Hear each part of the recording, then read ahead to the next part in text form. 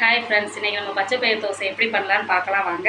இன்றைக்கி அதுக்கு தேவையான பொருள் வந்து பச்சைப்பயிரும், கொஞ்சம் உளுந்தம்பருப்பு, கொஞ்சோண்டு அரிசி. இதை வந்து நம்ம எடுத்துக்கணும்.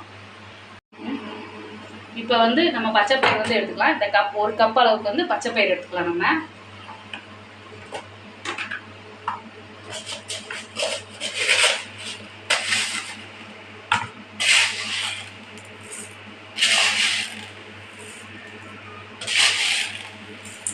ஒரு கப் பச்சைப்பயிறு எடுத்துக்கலாம். அதோட அப்படியே உளுந்தம்பருப்பே அதிலே சேர்த்து ஜாயிண்டாக போட்டுக்கணும். ஒரு கப் பச்சைப்பயிருக்கு அரை கப் உளுந்தம்பருப்பு சேர்த்துக்கணும். இதோட கொஞ்சமாக அரிசி நம்ம சேர்த்துக்கிட்டோம்னா இது வந்து நல்லா முறுமுறுன்னு தோசை வரும். இப்போ வந்து இதை நல்லா 2 டைம் தண்ணி ஊற்றி நல்லா வாஷ் பண்ணி எடுத்து வச்சுக்கோங்க.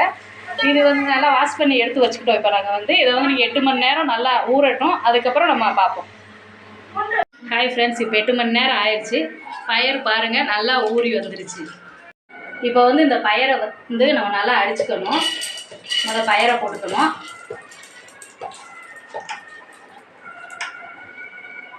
பயரோடவே சேர்த்து 2 பல்லு பூண்டு, 4 பச்சை மிளகாய், ஒரு துண்டு இஞ்சி, தேவையான அளவுக்கு உப்பு சேர்த்துக்கலாம்.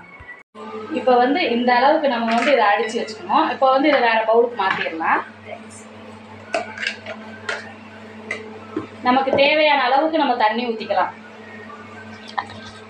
இப்போ ஸ்டவ்வை ஆன் பண்ணிக்கலாம். தோசை வச்சுக்கலாம்.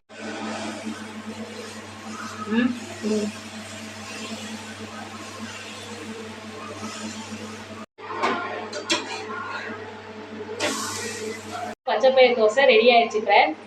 மறக்காமல் ஷேர் பண்ணுங்கள், லைக் பண்ணுங்கள், சப்ஸ்கிரைப் பண்ணுங்கள். தேங்க்யூ ஃபார் வாட்சிங்.